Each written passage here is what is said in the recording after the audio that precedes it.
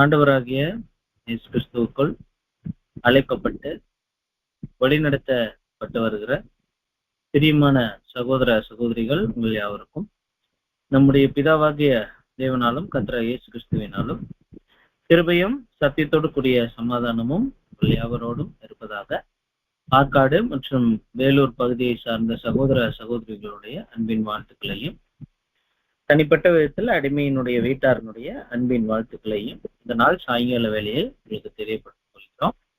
மீண்டுமாக ஆரம்பத்திலே ஒரு ஜெபம் மற்றும் எம்சி பண்ணுகிற சகோதரருடைய இந்த வரவேற்பு எல்லாவற்றோடும் சேர்த்து நாங்களும் உங்களை வரவேற்றுக்கிறோம். பிரியமானவர்களே, இன்னைக்கு நாம சில விஷயங்களை நம்ம டீல் பண்றோம். என்ன கேட்டா, நம்ம 8வது சாப்டர்ல கொஞ்சம் ஞாபகப்படுத்திட்டு அப்புறம் 9வதுல இருந்து நம்ம போகலாம். 8வது சாப்டர் உங்களுக்கு தெரியும். இது நாள் வரைக்கும் இந்த ஒப்புரவாக்குதல்ங்கிற புஸ்தகத்தை நாம எப்படி பிரிச்சிருக்கோம் அப்படின்னம்னா, முதலாவது இந்த ஒப்புரவாக்குதல் திட்டத்தை எழுதினவர் யாரு அப்படின்னு சொல்லிட்டு நம்ம பார்த்தோம். அதை பத்தி பிரதர் எழுதுறாரு. யார் எழுதினாரு? இந்த திட்டத்தை தீட்டினது யாரு அப்படின்னா பிதாவாகிய தேவன். இதை முன்னின்று நடத்தி கொடுக்கறதுக்கு அவருக்கு ஒரு நபர் தேவைப்பட்டுச்சு. அந்த அந்த நபர் யாரு அப்படின்னு சொல்லி பாத்தீங்கன்னா அவர் கர்த்தர். ஆனா அவர் அந்த ஒப்புரவாக்குதலுக்கு தகுதியானவரா அப்படின்னா சில பேர் மறுப்பு தெரிவிக்கிறாங்க. கர்த்தர் இயேசு வர முடியாது, அவருடைய பிறப்பின் மேல, அவருடைய வாழ்க்கை மேல, அவருடைய மரணத்தின் மேல, அவருடைய உயிர்த்தெழுதல் மேல பல வகையான குற்றச்சாட்டுகள், உயர் விமர்சனங்கள் இதெல்லாம் பண்ணியிருக்கிறாங்க. அப்ப இதுக்கு எல்லாத்துக்கும் பதிலடி கொடுக்கணுங்கிறது இல்ல, அந்த இடத்துல இருக்கிற தப்பறை எண்ணிக்கிட்டு சத்தியத்தை பகிர்ந்து கொடுக்கறதுக்கு கர்த்தர் இயேசுவினுடைய உன்னத தன்மை என்ன, கர்த்தர் இயேசுவின் உன்னத தன்மை என்ன, கர்த்தர் இயேசுவினுடைய அந்த தெய்வீகத்தின் தன்மைகள் என்ன, தெய்வத்துவத்தின் பரிபூரணம்னாலாம் சொல்லுவாங்க பாருங்க, அது அவர்கிட்ட எப்படி இருக்குது அப்படிங்கிறதுக்கு ஒரு வகையில அவர் மேல சொல்லப்பட்ட மாற்று கருத்துக்களை எல்லாம் நீக்கிக்கிட்டே வர்றாரு. பிற்பாடு நமக்கு என்ன கொடுக்குறாரு அப்படின்னா, இந்த ஒப்புரவாக்குதலுக்கு வாய்க்கால் எது, வாய்க்கால் எது, நடத்துறவர் அவர் தான், திட்டம் திட்டினவர் பிதாவாகிய தேவன். ஆனா இத செயல்படுத்துறதுக்கு பிதாவாகிய தேவனுக்கும் கர்த்தர் இயேசுவுக்கும் எது தேவைப்படுது அப்படின்னா தேவன் கிட்ட இருந்து வரக்கூடிய ஒரு ஆவி, தேவ ஆவி, பரிசுத்த ஆவி அப்படின்னு சொல்லலாம். இதுதான் சேனல் ஆஃப் அட்டோன்மெண்ட். இது பல கோணங்கள்ல பார்க்கப்பட்டுச்சு. ரொம்ப குறிப்பாக இதன் மேல முதலாவது ஒரு தப்பறை, பெரிய தப்பறை இருக்கு. இதை வச்சு பல ஜனங்களை பெயர் சபை வஞ்சிச்சிருக்கு. பிசாசும் பெயர் சபையை வச்சு நிறைய பேரை வஞ்சிச்சிட்டாரு. என்ன அப்படின்னா, இந்த பரிசுத்தாவியை ஒரு நபராக சித்தரிப்பது, ஆள் தத்துவம் உடையவராக சித்தரிப்பது. ஆக்சுவலா இவரு தெளிவா பேசுறாரு. நீங்க அவர் அவர் அவர்னு வர்ற இடங்கள்ல எல்லாம் அது நமக்குரிய பிரயோஜனத்திற்கு என்றே அது அப்படி போடப்பட்டிருக்கு. மற்றபடி பாத்தீங்க அப்படின்னீங்கன்னா நீங்க அதுன்னு போட்டு கூட நீங்க படிக்கலாம். நம்ம லாஸ்ட் டைம் படிச்சோம். அப்புறம் ருவாக், நியூமா, இந்த 2 வார்த்தைகளும் எதை குறிக்குதுன்னா, நம்ம வீட்டுல இருக்கிற ஃபேன் தான். ஃபேன் ஓடும்போது காற்று இருக்கு, காற்று வருது, நம்ம வீட்டுல காற்று வருது. ஆனா கண்ணுக்கு தெரியுதா அப்படின்னா இல்ல. அதுதான் இந்த 2 வார்த்தைகளினுடைய அர்த்தம், ருவாக், நியூமா. கண்ணுக்கு தெரியாமல் ஆற்றலுடையதாய் இருக்கக்கூடிய ஒரு ஆற்றலுக்கு பேரு தான் என்ன அப்படின்னா பரிசுத்த ஆவி. சோ இந்த பரிசுத்த ஆவியை குறித்து மேலும் என்ன சொல்லலாம் அப்படிங்கிற போது அது தேவனுடைய சித்தம்னு சொல்லலாம். பாருங்க, தேவ சித்தம் உங்களுக்குள்ள இருந்ததுனால தான் இன்னைக்கு நீங்க கிளாஸ் கேட்கவே வந்தீங்க. நிஜமா அந்த பரிசுத்த ஆவி உங்களை ஏவுனதுனாலதான் இன்னைக்கு நான் அட்டன் பண்ணணும் அப்படிங்கிற ஒரு இது வந்துருக்கு. இது ஒரு சின்ன உதாரணம். இதே மாதிரிதான் நம்மளுடைய ஆவிக்குரிய வாழ்க்கையில எல்லாமே. சில சமயங்கள் நாம் எடுக்கக்கூடிய முடிவுகள்ல பரிசுத்த ஆவி நமக்கு ஹெல்ப் பண்ணும், நல்ல முடிவுகள் எடுக்கிறதுக்கு. அது எப்பவுமே சத்தியத்தின் பக்கம் தான் அது நிற்கும். இன்னும் சொல்லணும் அப்படின்னா தெய்வீக செல்வாக்குன்னு கூட இதுக்கு சொல்லலாம். பரிசுத்த ஆவிய தெய்வீக செல்வாக்குங்கிற கோணத்துல கொஞ்சம் யோசிப்பாரு. எக்லீசியால ஜனங்க மத்தியில தெய்வீக செல்வாக்கு ஜாஸ்தியாச்சுன்னு வைங்களேன், எல்லாம் நல்லபடியா இருப்பான். அதே மாதிரி இதனுடைய டெஃபினிஷன்ஸ் வந்து எக்ஸ்பிளைன் பண்றாரு. இந்த தேவ ஆவி அப்படிங்கிறது தேவனுடைய வல்லமையாக அது பார்க்கப்படுகிறது.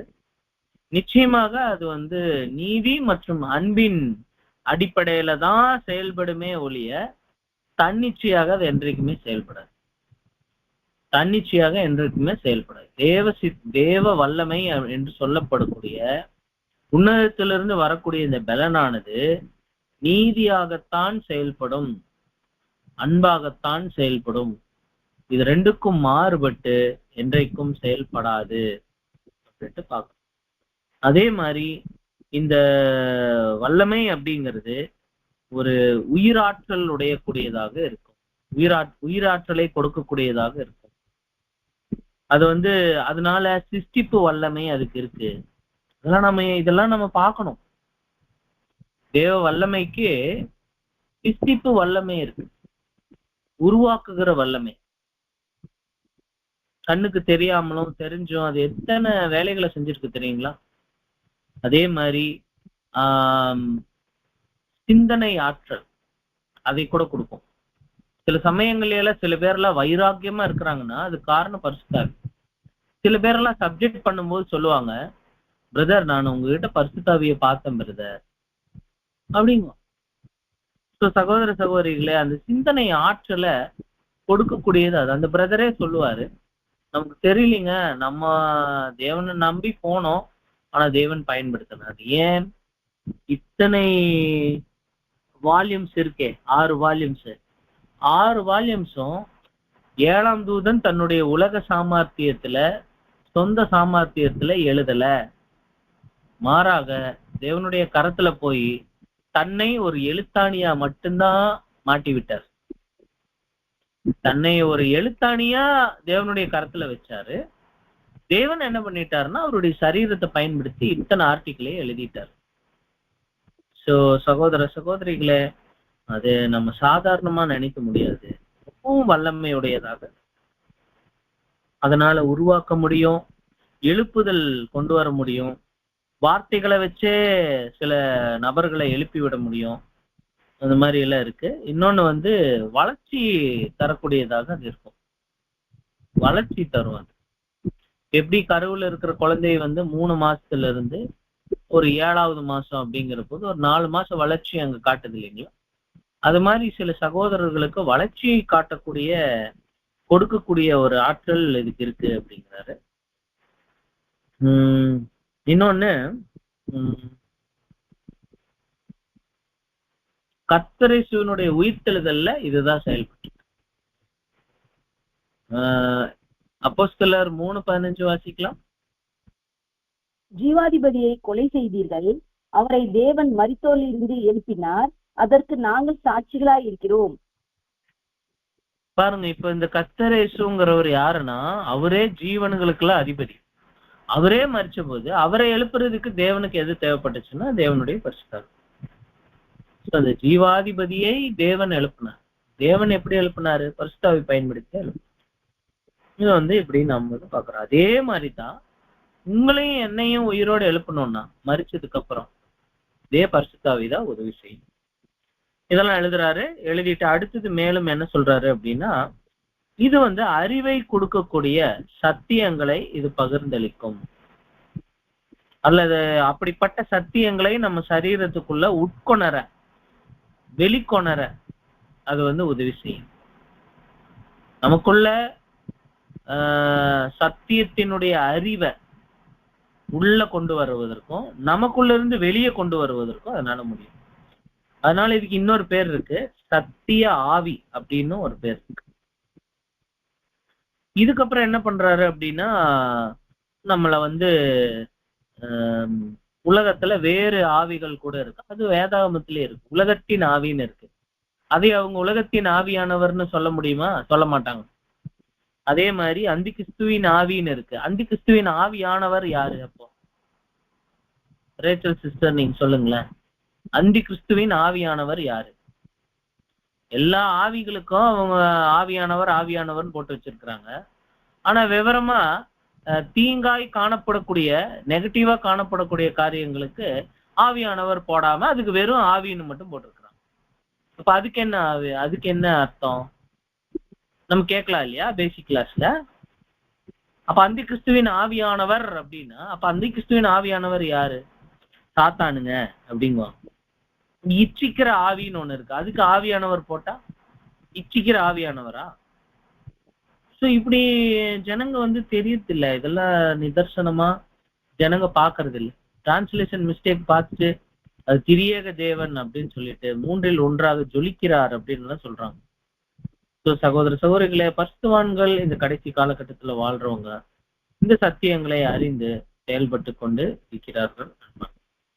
ஆனா அதே சமயம் இந்த பரிசுத்த ஆவி பரிசுத்தவான்களுக்கு வேற என்னென்ன உதவிகளை எல்லாம் செய்யும் அப்படின்னா ஆசிரியர் வேலையை அது செய்யும். நீங்க ஏதாவது ஒரு புக் எடுத்து வச்சு உட்காடுறீங்க, வால்யூம் எடுத்து வச்சு உட்காடுறீங்கன்னா உங்களுக்கு புரிய வைக்கிறது யாரு அப்படின்னா அது ஆசிரியர் தான். அதே மாதிரி சில சந்தர்ப்ப சூழ்நிலைகள்ல சில உங்களுக்கு நஷ்டம் ஏற்பட்டிருக்கும், கஷ்டம் ஏற்பட்டிருக்கும், சங்கடங்கள் ஏற்பட்டிருக்கும். ஆனா அந்த டைம்ல உங்களுக்கு ஒரு தேற்றுதல் கிடைக்கும்.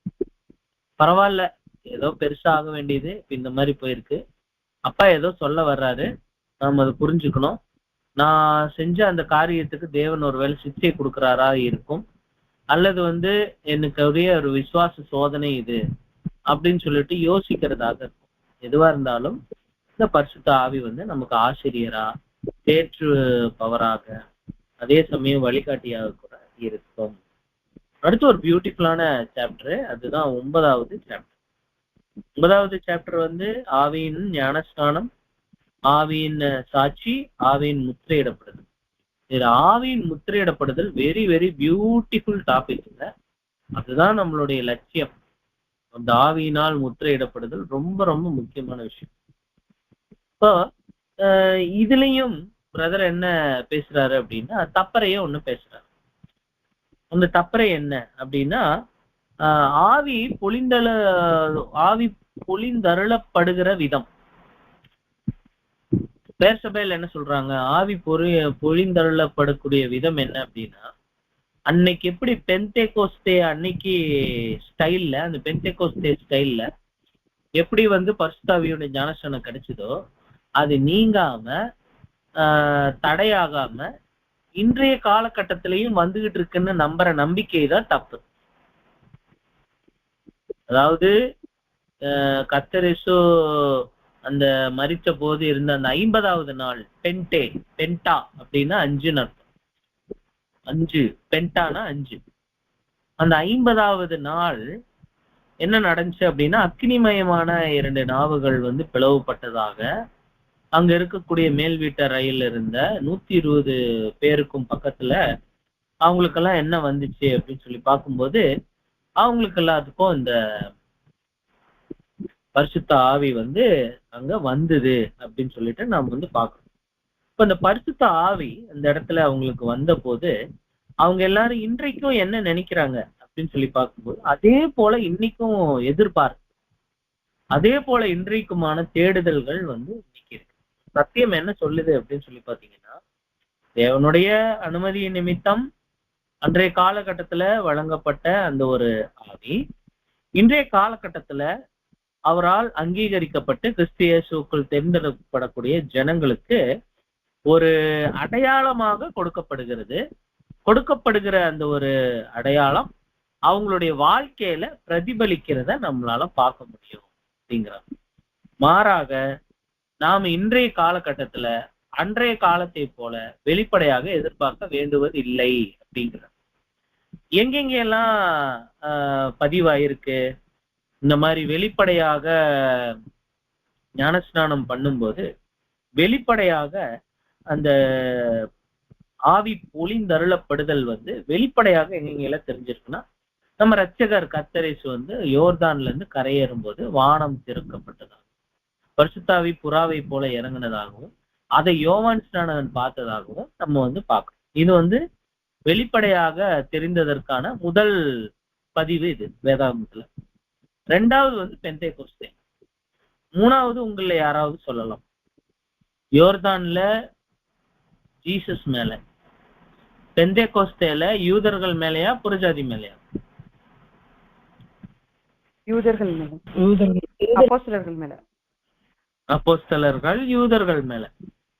அப்ப இன்னொன்னு யார் மேலயா இருக்கும்? புறஜாதி ஞானஸ்தானத்தின் போது. எப்ப நடந்தது? சரி, கொர்நேலியு. அவங்க அருமை ஒருத்தங்க சொன்னாங்க கொர்நேலியு அப்படின்னா. ஆமா, பாருங்க, தேவனுடைய கணக்கு முடிஞ்சு போச்சு. கர்த்தரேசு, யூதர்கள், புறஜாதி. புறஜாதியில ஒருத்தர்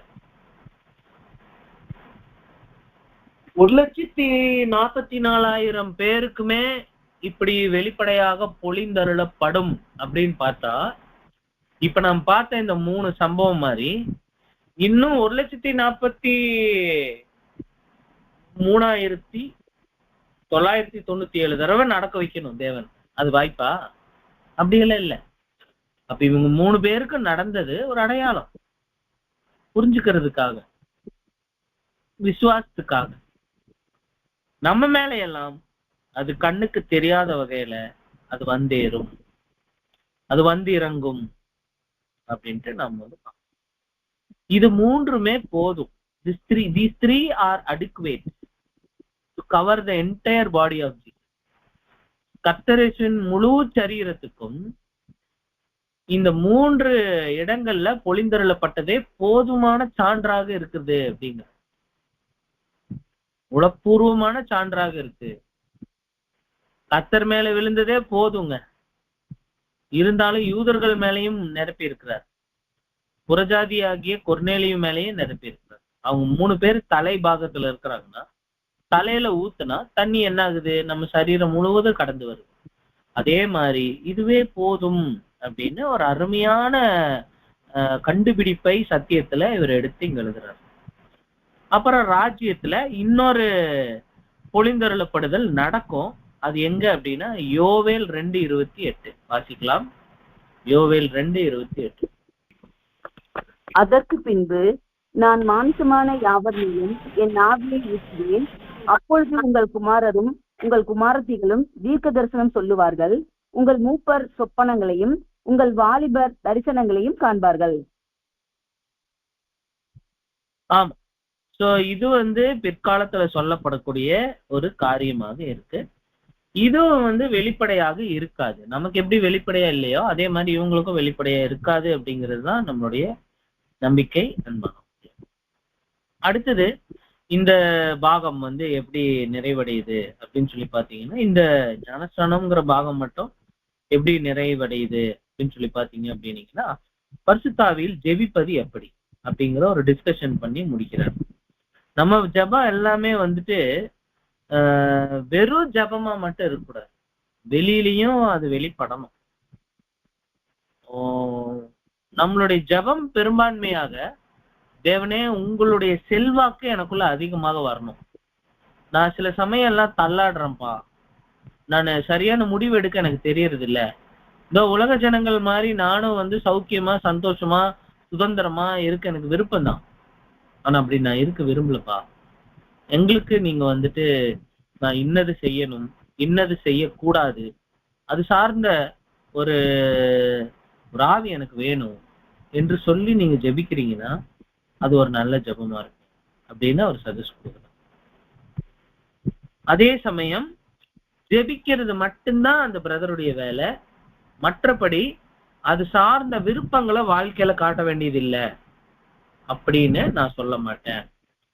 நீங்க ஜெபிக்கிறீங்கன்னா, இப்போ ஒரு பையன் டீச்சர் இனிமேல் நான் நல்லவனா இருக்க விரும்புறேன் டீச்சர், குறும் பண்ண மாட்டேன் டீச்சர் அப்படின்னு சொல்லிட்டு, ஆனா அவன் டீச்சர் இல்லாத போதெல்லாம் குறும் பண்ணிட்டே இருக்கான். இவன் திருந்துவானா? திருந்த மாட்டான். அதே மாதிரி சகோதர சகோதரிகளே, ஒரு தேவ பிள்ளை தனக்கு பரிசுத்தாவி வேண்டும் என்று சொல்லுது அப்படின்னா, அது தன்னுடைய எல்லா காரியங்களிலும் பரிசுத்தாவியை தேடணும், அல்லது அதுக்குரிய நாட்டத்தை அவர் காட்டணும். எல்லா காரியங்களிலும் பரிசுத்தாவியை நாடுகிறவராக அவர் வெளிப்படையா காட்டணும். அதே சமயம் சுயசித்தம்ங்கிறத காலி பண்ணணும். சுயசித்தம் காலியாகாம பரிசுத்தாவி நமக்குள்ள வராது. எவ்ரி கான்ட்ரரி இன்ஃப்ளூயன்ஸ், அப்படிங்கிறார். அதாவது இந்த ஜபத்துக்கு எதிரடையாக இருக்கக்கூடிய எல்லா செயல்பாடுகளையும் தவிர்க்க வேண்டும் அப்படின்னு பேசுறோம். தவிர்க்க வேண்டும். அதுக்கு அடுத்தது அன்பானவர்களே ஆவியின் சாட்சி. இந்த ஆவியின் சாட்சி எப்படி அப்படின்னா 2 விதங்கள்ல இருக்கும். ஒரு பிரதருக்குள்ள பரிசுத்தாவி இருக்குது, அது வளர்ந்துகிட்டு இருக்கு, அல்லது ஒரு சிஸ்டருக்குள்ள பரிசுத்தாவி இருக்கு, அது வளர்ந்துகிட்டு இருக்குன்னா, சம்பந்தப்பட்ட நபரு ஒரு பெரேயால இருக்கும்போது, ஒரு ஜப கூட்டத்துல இருக்கும்போது, ஒரு துதி ஆராதனையில இருக்கும்போது, அல்லது ஒரு சப்ஜெக்ட் கேட்கும்போது அவங்க ரொம்ப ப்ராப்பரா தங்களுடைய வேலைகளை செஞ்சுக்கிட்டு இருப்பாங்க. என்ன வேலை கொடுக்குறாங்களோ அந்த வேலையை கரெக்டா செஞ்சுக்கிட்டு இருப்பாங்க. அது மாதிரி அவர்கள் செயலாற்றும் போது அவங்க கிட்ட பரிசுத்தாவி இருக்கு அப்படிங்கிறது என்ன ஆகும் அப்படின்னா வெளிப்படும். அடுத்தவங்க அதை பார்ப்பாங்க. எக்லிஷால இருக்கிறவங்க சொல்லுவாங்க, அந்த பிரதர் நல்ல அந்த ஒர்க் பண்ணாரு, அந்த பிரதர் அதை அருமையா முடிச்சாரு, அந்த சிஸ்டர் அதை அருமையா பண்ணி கொடுத்தாங்க, அந்த சிஸ்டர் பெருமையே பேசலையே, அந்த சிஸ்டர் தான் முழுவதும் இதை பண்ணாங்க, ஆனா சிஸ்டர் பெருமையே பேசல அப்படி சொல்லிட்டு சொல்லுவோம். இப்போ சில நாட்கள் நமக்கு வேலை செய்யறோம், ஒரு தேவனுடைய வேலை. கொஞ்ச நாள் கழிச்சு நாம நம்மளுடைய ஆவி மாறுதுன்னு வைங்களேன். நம்மளுடைய ஆவி மாறுது அப்படின்னு சொல்லி பார்க்கும்போது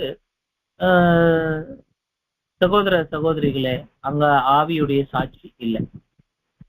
ஆவியுடைய சாட்சி மாறாக அந்த பரிசுத்தாவி இருக்கும்போது அவங்க எப்படி இருப்பாங்க அப்படின்னு சொல்லி பார்க்கும்போது என்றைக்கும் சமாதானக்காரர்களாகவும் சமாதானம் தன்னகத்தே உடையவர்களாகவும், வெளியில எவ்வளவுதான் சிக்கல்கள் நடந்தாலும் தேவனுக்கும் அவங்களுக்கு இருக்கிற ஒரு தொடர்பு நல்லபடியா இருக்கும். தேவன் கிட்ட ஒரு இரக்கம் வாங்குறவங்களாக அவங்க இருக்கும். இது மாதிரி எல்லாம் நம்ம பாக்குறோம். இன்னொன்னு இதே இதுல இன்னொரு ஒரு கான்செப்ட் இருக்கு. தேவன் கிட்ட இவங்களுடைய நடத்தை எப்படி இருக்கும் அப்படின்னா 3 விதமான பிள்ளைகள் பத்தி பேசுறாரு. 3 விதமான பிள்ளைகள். இதை கடந்த முறை பார்த்தோமா தெரியல, பட் நம்ம ஒரு அருமையான பாயிண்ட் அது ஞாபகம். ஒரு அப்பாவுக்கு 3 பசங்க இருக்காங்கன்னு வைங்களேன். 3 பசங்களுமே 3 ரகம். 3 பசங்களும் 3 ரகம். இப்போ முதல்ல ஒரு பையன் இருக்கான். அந்த பையனுக்கு ஒரு குறிப்பிட்ட ஒர்க்கை சொல்லி அவன் பண்ணல அப்படின்னா ஜஸ்ட் முகம் மாறினாலே போதும், உடனே போய் அப்பா முகம் மாறுது, நான் போய் உடனே வேலை செஞ்சிடணும்னு செஞ்சுட்டு. இது பாயிண்ட் நம்பர் 1. இன்னொருத்தர் யாரு அப்படின்னா கொஞ்சம் கண்ணை உருட்டி ஒரு அதட்டி சில வார்த்தைகள் மிரட்டி நம்ம அவங்க கிட்ட சொல்லும் போது கொஞ்சம் ஆக்ரோஷமாக அல்லது அதை அதனுடைய வீரியத்தன்மையை உணர்ந்து அதை நம்ம கடினமாக பேசும்போது என்ன பண்ணுவாங்கன்னா ஓகே அப்படி சொல்லிட்டு ஓடி போய் அந்த வேலையை செஞ்சிருவாங்க. இன்னொருத்தர் இருக்காருங்க, லாஸ்ட் ஒரு கேட்டகரி, ரொம்ப மோசம். எவ்வளவுதான் அடி வாங்கினா கூட அந்த வேலையை செய்யவே மாட்டான்.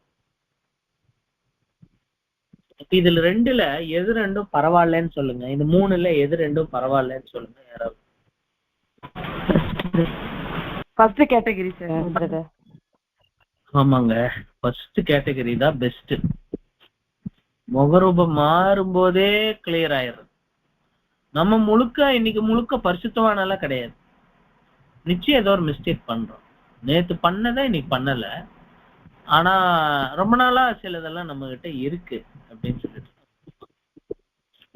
அடுத்தது அன்பானவர்களே இன்னொன்னு சொல்றாரு, சில நடைமுறையில இருக்கிற சில கொஸ்டின்ஸ் கேட்கிறாரு. நாம சில கொஸ்டின்ஸ் கேட்க போறோம். கொஸ்டின்ஸ்க்கெல்லாம் உங்ககிட்ட பதில் சரியா வந்தது அப்படின்னா அதை நம்ம என்ன பண்ணலாம்னா எஸ் நாம பரிசுத்தாவி இருக்குன்னு. ஒண்ணு, நீங்க இவரே என்னுடைய மீட்பர் என்று கர்த்தரிடம் வெகுவாக இழுக்கப்பட்டிருக்கிறீர்களா?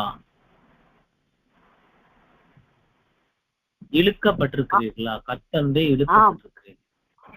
சரி, ஓகே, தேங்க்யூ. அதே மாதிரி என்னுடைய நேரம், என்னுடைய தாளந்துகளை அல்லது என்னை முழுவதுமாக தேவனிடம் ஒப்படைத்திருக்கிறேன். இதுக்கு நீங்க யோசிச்சு உங்களுக்குள்ள நீங்க பதில் சொல்லிக்கலாம்.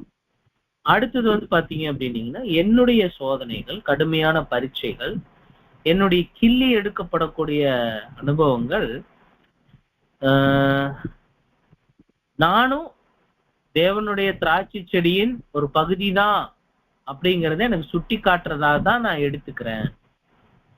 இது தேவன் என்னை கைவிட்டுட்டாரு அப்படின்னு நான் எடுக்காம, எனக்கு வரக்கூடிய கடுமையான பரீட்சைகள், எனக்கு வரக்கூடிய கடுமையான சோதனைகள், நான் திராட்சை செடியின் ஒரு பகுதி தான் அப்படிங்கறத எனக்கு நிரூபிச்சு காண்பிக்குது அப்படிங்கிற உணர்வு அவங்க கிட்ட இருக்குமா.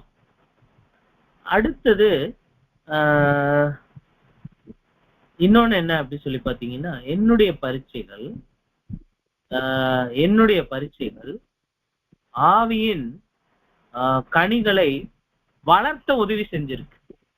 என்னை மனமடிய செஞ்சு இந்த அழைப்பு விட்டே ஓடிடலாமா அப்படிங்கிற ஒரு விருப்பத்தை என்கிட்ட கொண்டு வராம, மாறாக எனக்கு இன்னும் வளர்ச்சியைத்தான் அது கொண்டு வந்திருக்கு அப்படிங்கிறத இந்த இடத்துல கேட்க சொல்றேன். அதே மாதிரி தேவ சித்தம் செய்யும் போதெல்லாம், அப்புறம் நம்ம பேரை மறைக்கும் போதெல்லாம் உங்களுக்கு சந்தோஷம் இருக்கா? தேவனுக்காக ஒரு வேலையை போய் நீங்க செய்யறீங்க, நான் அந்த இடத்துல உங்ககிட்ட பேச்சு வருது, இந்த ஒர்க்கை பண்ணது இப்ப நீங்க தான் ஏன்னு வைங்களேன், ஏ கிடையாது பி அப்படின்னு சொல்லும்போது நீங்க மறுத்து, அலோ இது செஞ்சது நாங்க தாங்க, நான் செஞ்சேங்க அப்படின்னு சொல்லாம அந்த இடத்துல தாழ்மையா, ஓகே இது நம்ம கண்ணு முன்னாடி அவர் செஞ்சதா அவர் சொல்றாரு, இருந்துட்டு போட்டோம், சத்திய தேவனுக்கு தெரியும் அப்படி சொல்லிட்டு விட்டு நடக்கக்கூடிய பிள்ளைகளை தேவன் எதிர்பார்க்கிறார். அதே மாதிரி அடுத்தது பாத்தீங்க அப்படின்னீங்கன்னா, நாம உலகத்தை விட்டு வேறானவர்கள், நாம வேற சைடு அப்படிங்கிறதையும் தேவனுடைய ஆவிக்கு ஒத்திசைவான ஒரு வாழ்க்கையையும் நாம் காட்டும். தேவனுடைய பரிசுத்தாவிக்கு ஒத்திசைவான வாழ்க்கை, ஆனா உலகத்துக்கு எதிர் திசையில போகக்கூடிய ஒரு வாழ்க்கை. இது என்ன அப்படின்னு சொல்லி பாத்தீங்கன்னா, இது நம்ம கிட்ட அது தெரியப்படும். அதுக்கப்புறம் மீட்பரும் அதுக்கப்புறம் ரட்சகருடைய சத்தியத்தையும் நாம் என்ன பண்ணுவோம் அப்படின்னு சொல்லி பாத்தீங்கன்னா, எல்லாருக்கும் அறிக்கையிடுறதுல சந்தோஷமா இருக்கும். எல்லாருக்கும் அறிக்கையிடுறதுல சந்தோஷமா இருக்கும். அதே மாதிரி தேவனுடைய உபதேசங்கள் இருக்கு பாருங்க, சத்தியத்தின் உபதேசங்கள், அதுல போக போக நம்மளுடைய ஆர்வம், நாட்டம், வளர்ச்சி, அதை பத்தி விவரமா பேசுறது, அதெல்லாம் நம்ம கிட்ட டெவலப் ஆயிருக்கும். இதுல யாருக்காவது நோ வந்துதான்னு பாருங்க, நோ வரக்கூடாது. மோஸ்ட்லி இந்த கேள்விகளுக்கு எஸ்ன்னு தான் பதில் வரும். ஒருவேளை எஸ்ங்கிற பதில் எந்த அளவுக்கு உறுதியா உங்க வாய்கள்ல இருந்து, இருதயங்கள்ல இருந்து வெளியே வருதோ, அந்த அளவுக்கு சகோதர சகோதரிகளை தேவன் நம்ம மேல அன்பு வச்சிருக்கிறார், நாம தேவன் மேல அன்பு வச்சிருக்கிறோம்ங்கிறத, தேவன் நமக்குள்ள பரிசுத்தாவியை கொடுத்து வச்சிருக்கிறார் அப்படிங்கிறதுக்கும் அடையாளமாக நம்ம எடுத்துக்கொள்ளலாம். அடுத்தது தாங்க முத்திரை. எல்லாம் படிச்சு பாருங்க. முத்திரை பாத்தீங்க அப்படின்னீங்கன்னா, எபேசியர் 1:13-14 வாசிங்க. சத்திய வசனத்தை கேட்டு பரிசுத்த ஆவியால் அவருக்குள் முத்திரை போடப்பட்டீர்கள். அவருக்கு சொந்தமானவர்கள் அவருடைய மகிமைக்கு புகழ்ச்சியாக மீட்கப்படுவார்கள் என்பதற்கு ஆவியானது நம்முடைய சுதந்திரத்தின் அச்சாரமாய் இருக்கிறது. பாத்தீங்களா, எபேசு சபைக்கு எப்படி எழுதுறாரு பாத்தீங்களா? அச்சாரம், அச்சாரமா இருக்கு அப்படிங்க. ரொம்ப ரொம்ப முக்கியம். அது இல்லைன்னா நம்மளால பிரயாணம் பண்ண முடியாது. அந்த மாதிரி இந்த கருத்துக்களை அவர் கொண்டு வர்றாரு. ரொம்ப முக்கியமான கருத்துங்க இது. எப்படி ஒரு பொருள் நாம தயாரிச்சதுக்கு அப்புறம் அந்த தயாரிக்கப்பட்ட பொருள் பிழையில்லாமல், இனி ஒரு குறைவுகள், உருவாக்க குறைவுகள் எதுவும் இல்லாம, மேனுஃபேக்சரிங் டிஃபெக்ட்ஸ் எல்லாம் எதுவும் இல்லாம, இது எல்லாரும் பயன்படுத்தக்கூடிய ஒரு நல்ல பாத்திரம் அப்படின்னு சொல்லிட்டு அதை டெஸ்டிங் எல்லாம் பண்ணி ஓகே டெஸ்டட் அப்படின்னு சொல்லிட்டு வாங்குறோம். அதே மாதிரிதான் பரிசுத்தாவியில ட்ரெயின் பண்ணப்படுற பிரதர்ஸ் சிஸ்டர்ஸ் பலவிதமான இன்னல்கள் இடர்களை தாண்டி அவங்க என்ன செய்யணும் அப்படின்னு சொல்லி பாத்தீங்க அப்படின்னீங்கன்னா, சகோதர சகோதரிகளை அவங்க தேவனுடைய கரத்துல இந்த பரிசுத்தாவியின் முத்திரைய அவங்க வாங்கணும். தேவனால் முற்றிலும் நம்பப்படக்கூடிய நபருக்கு தான் இந்த முத்திரைய அவங்க போடுவாங்க. இப்போ மொர்தெகாய் அந்த ராஜாவுடைய முத்திரைய கையில வாங்கினார். என்ன அர்த்தம்னா, மொர்தெகாய் கிட்ட ராஜ முத்திரை இருந்தா கூட அவர் தப்பான விஷயத்துக்கு அதை பயன்படுத்த மாட்டாரு அப்படிங்கிற நம்பிக்கை அந்த ராஜாக்கு வந்தது இல்லையா? அதே மாதிரி மகாராஜாவாகிய பிதாவாகிய தேவனுக்கு உங்க மேல என் மேல என்ன டியூட்டி கொடுக்குறாங்களோ அது குனிந்தோ அல்லது நிமிர்ந்தோ அல்லது உட்கார வைத்தோ அல்லது அங்க இருக்கிற கோள்கள் கண்டங்கள் தாண்டி தாண்டி ஊழியம் செய்யறதோ எந்த வேலையா இருந்தாலும் ராஜ்யத்துல அந்த வேலைய நாம் செய்வதற்குரிய தகுதியான நபர்களா அப்படின்னு சொல்லிட்டு தேவன் பார்க்கிறார். இதுல எந்தவித சிக்கல்களும் இல்லாதபடிக்கு நாம அமைதியாக முத்திரையை வாங்க வேண்டியதுதான் நம்மளுடைய ஒரே வேலை. முத்திரை இல்லைன்னா குமாரனை உடையவன் ஜீவனை உடையவன், குமாரன் இல்லாதவன் ஜீவன் இல்லாதவன் அப்படின்னு சொல்லிட்டு நாம் பார்க்கிறோம். சரி, நமக்கு பரிசுத்தாவி இருக்குதா? இருந்தா தானே அதை எடுத்துட்டு போவாங்க. முதல்ல அது இருக்குதா, நம்ம மத்தியில இருக்குதா அப்படின்னு சொல்லி பாத்தீங்க அப்படின்னீங்கன்னா, சகோதர சகோதரிகளே, இதை பத்தி சொல்லும் போது நமக்கு வாக்குத்தத்தத்தின் பரிசுத்த ஆவியினால் நாம் முத்திரையிடப்பட்டிருக்கிறோம். இதுவே நம்மளுடைய தற்காலிக சொத்து அப்படின்னு சொல்லிட்டு எழுதுறோம். நமக்கு ஒரு நம்பிக்கையை கொடுத்துருக்கு பாருங்க. அப்பா, கர்த்தரேசு, ராஜ்யம் இப்படிங்கிற நம்பிக்கையெல்லாம் அது கொடுத்துருக்கு இல்லைங்களா? இந்த காரியங்களை தான் நாம இங்க பார்க்க வேண்டியதாக இருக்கு அன்பான். அதே மாதிரி தேவனுடைய பரிசுத்தாவி அப்படிங்கிறத ஒரு முத்திரைக்கு பயன்படுத்தும் போது அது எதையும் நமக்கு முத்திரை போட்டு கொடுக்கும் அப்படின்னு சொல்லி பாத்தீங்கன்னா, கணம், மகிமை, அழியாமைக்குரிய வாக்குத்தத்தத்தை அது முத்திரை போட்டு கொடுக்கும். இதெல்லாம் இப்ப நம்மளுடைய இதுதான். இது தற்காலிக உரிமைகள் அப்படின்னு சொல்லிட்டு சகோதர சகோதரிகளை நாம் கொண்டு வரலாம் அப்படின்ட்டு பார்க்கணும். அடுத்தது 10வது, அது பாத்தீங்க அப்படின்னீங்கன்னா தெளிந்த புத்தி உள்ள ஆவி. 2 தீமோத்தேயு 1:7 வாசிக்கலாம். 2 தீமோத்தேயு 1:7. தேவன் நமக்கு பயமுள்ள ஆவியை கொடாமல் பலமும் அன்பும் தெளிந்த புத்தியும் உள்ள ஆவியையே கொடுத்திருக்கிறார். என்ன ஆழமான கருத்து தெரியுங்களா? அது நம்முடைய இயல்பை தாண்டி ஒரு வார்த்தையை அங்க பேசுறாரு. இது விஷயம் சொல்லும் போது தேவ பிள்ளைகள், அதாவது இந்த வசனம் எப்படி வாசிச்சாங்க, நமக்கு அப்படின்னு வாசிச்சாங்க. அப்போ சகோதர சகோதரிகளே, நமக்கு என்று அது சொல்லப்படும் போது நாம் இந்த இடத்த நம்ம தெளிவா பார்த்தோம் அப்படின்னோம்னா, 7ஆம் தூதன் இந்த இடத்துல என்ன சொல்றாருன்னா, தேவனுடைய பிள்ளைகள் அவங்களுக்கு கொடுக்கப்படுகிற தெளிந்த புத்தி உள்ள ஆவி, ஒருத்தர் எவ்வளவுதான் தீய பழக்கங்களோ அல்லது ஒரு முறையற்ற வாழ்க்கையோ அல்லது எப்படியோ ஏதோ ஒரு சாதாரண நிலைமையில இருக்கிறவரு திடீர்னு பேப்டிசம் பண்ணதுக்கு அப்புறம் உடனடியா அவங்களுக்கு தெளிந்த புத்தி உள்ள ஆவி வந்துருமா? அதாவது நாம மட்டும்தான் இந்த உலகத்திலே வச்சு தெளிந்த புத்தி உள்ள ஆவியுடைய நபரா, தெளிந்த புத்தியுடைய நபரா அப்படின்னு சொல்லிட்டு அங்க பார்க்கும்போது அப்படியெல்லாம் இல்லைங்க. நாம இந்த எக்லிசால இருக்கிறவங்க மட்டும்தான் இந்த உலகத்திலேயே வச்சு தெளிந்த புத்தி உடையவங்க.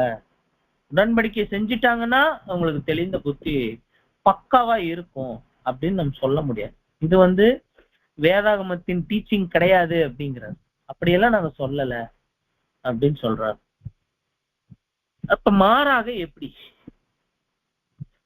மாறாக இந்த ஜனங்க கிட்ட, அதாவது நமக்கு தெளிந்த புத்தியுள்ள ஆவியை கொடுத்திருக்கிறாருன்னு சொல்றாங்க இல்லைங்களா? இந்த நமக்கு வகுப்பார் யாரு, நமக்கு ஜனங்கள் யாரு அப்படிங்கிற போது அவங்க எப்போதுமே தேவ சித்தத்தை தேடுபவர்கள், எப்போதுமே தேவ சித்தத்தை தேடுபவர்கள்.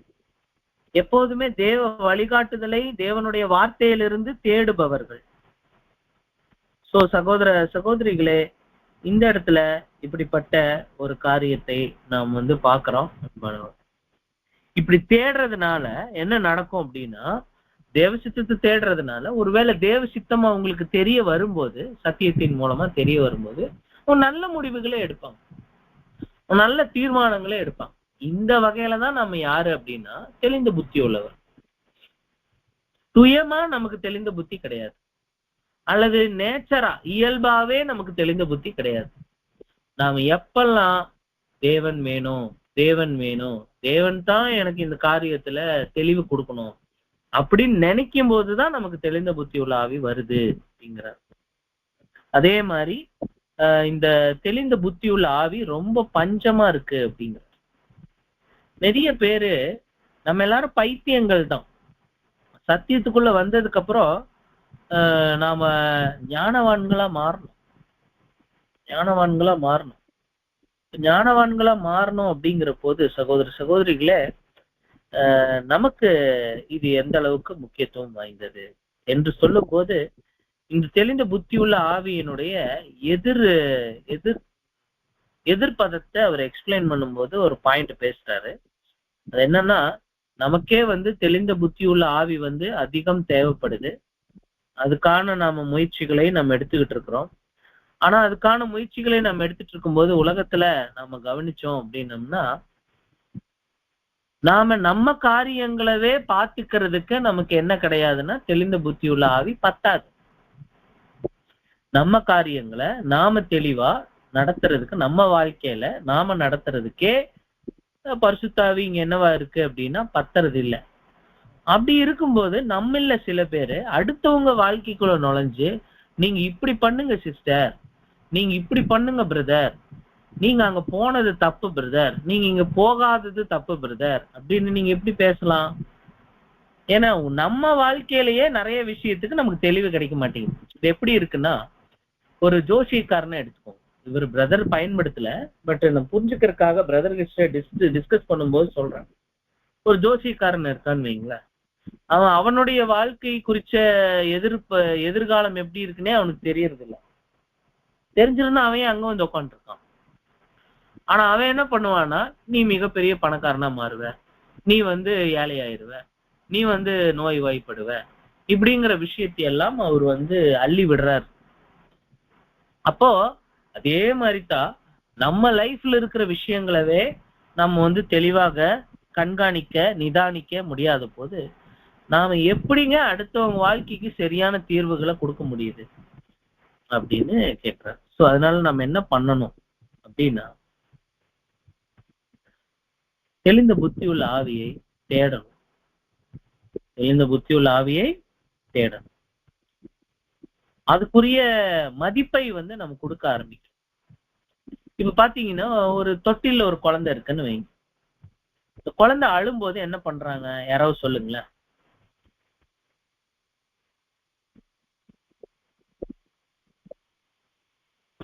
ஆட்டி விடுவாங்க பிரதர். தொட்டி ஆட்டி விடுவாங்க. வேற ஒரு மாதிரி ஆடுவாங்க, பாட்டு பாடுவாங்க. ஓகே.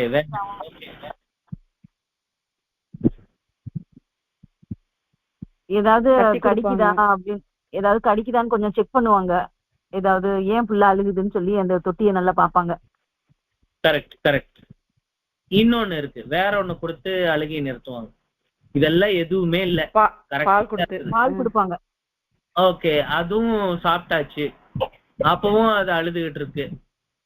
நல்லா தூங்கி எந்திரிச்சாச்சு, பசியும் ஆறியாச்சு, அதுவும் கிளியர் எல்லாம் பண்ணியாச்சு. இப்ப அதுக்கு என்ன தேவை? தூக்கணும்னு சொல்லுது பிரதர். தூக்கணும்.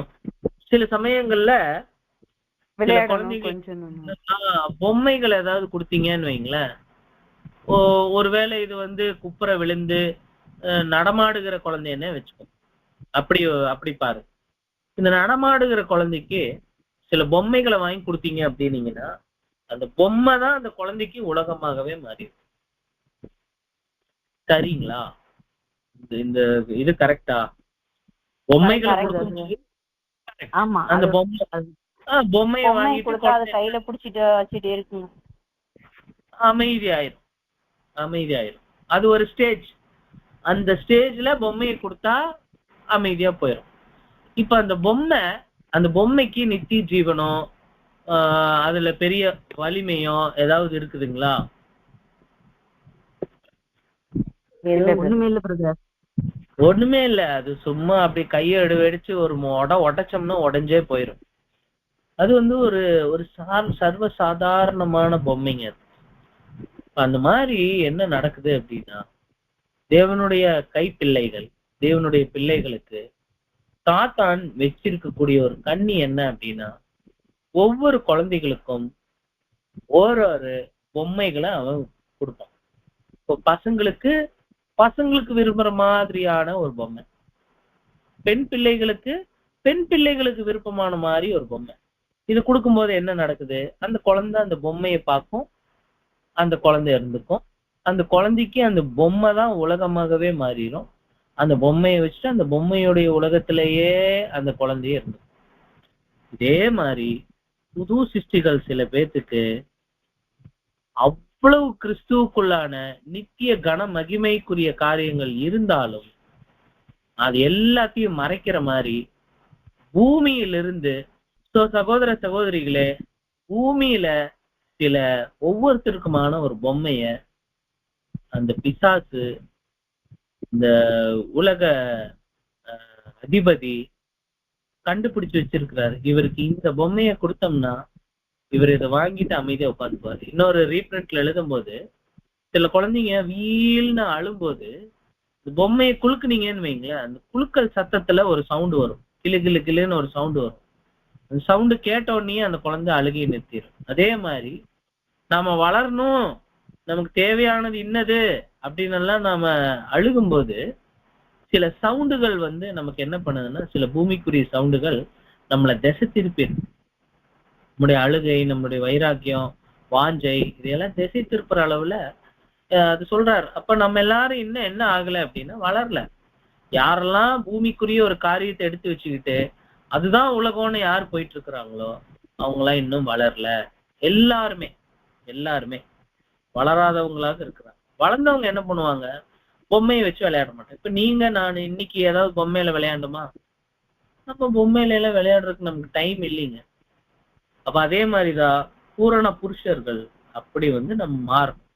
பூரண புருஷர்களாக நம்ம மாறிட்டோம் அப்படின்னோம்னா இந்த பூமிக்குரிய பொம்மைகளை வச்சுக்கிட்டு அல்லது அந்த பழக்கமாகிய சில பூமிக்குரிய பொம்மைகளை வச்சுக்கிட்டு நாம வந்து அல்லல் பட வேண்டியது இல்லை.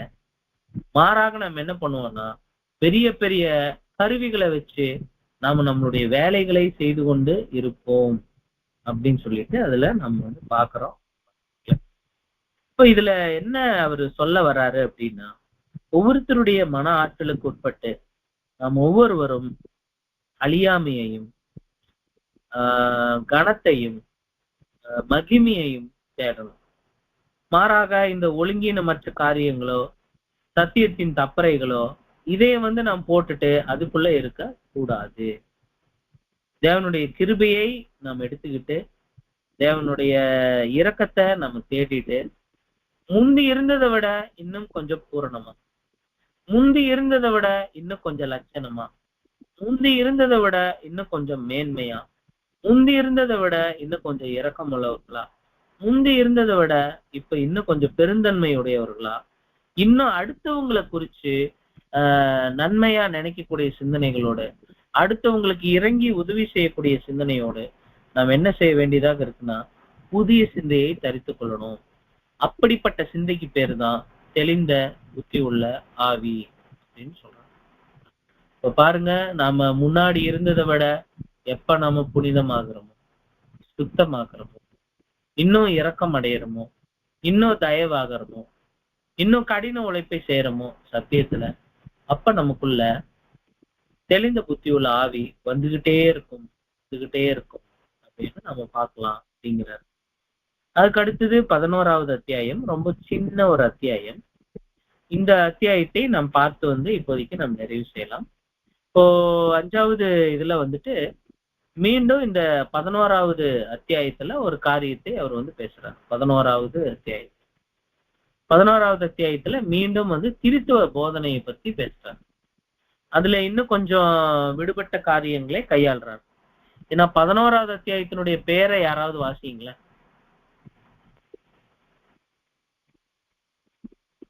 ஒப்புரவாகுதலின் பரிசுத்த ஆவி, மறுக்கும் செய்திகளை ஆழ்ந்து ஆராய்தல். பாத்தீங்களா? சோ இது வரைக்கும் அவர் மேல இருக்கிற சாப்டர்ஸ்லயே பரிசுத்த ஆவி சார்ந்த காரியங்களை டீல் பண்ணிட்டாரு.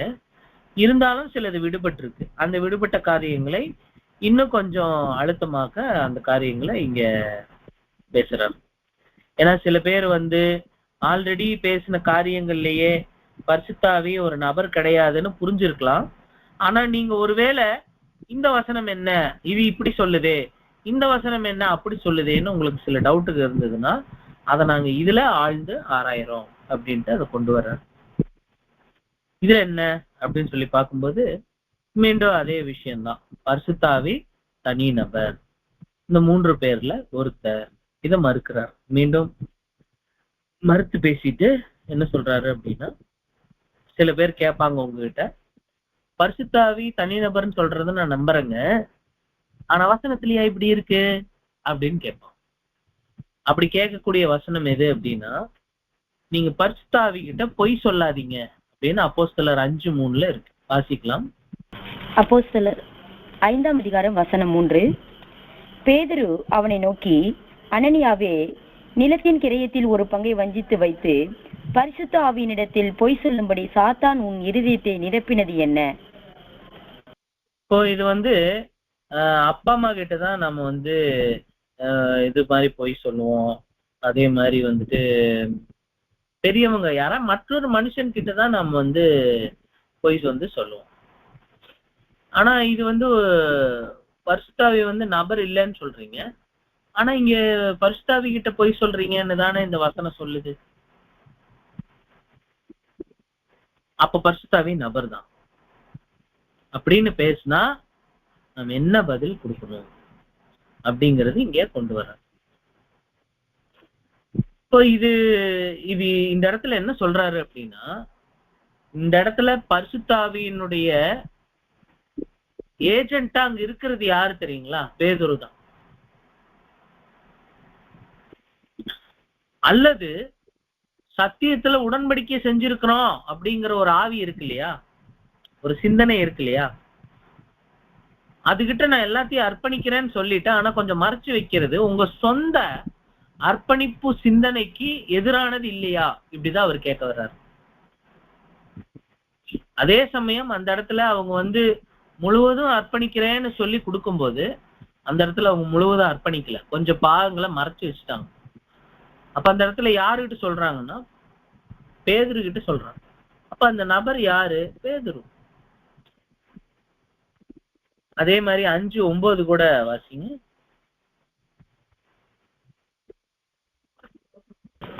வசனம் 9. பேதுரு அவளை நோக்கி,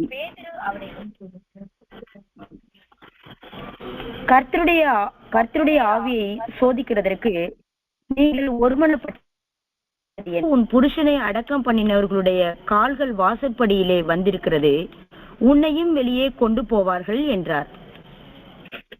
மீண்டும் ஒரு முறை வாசிங்க.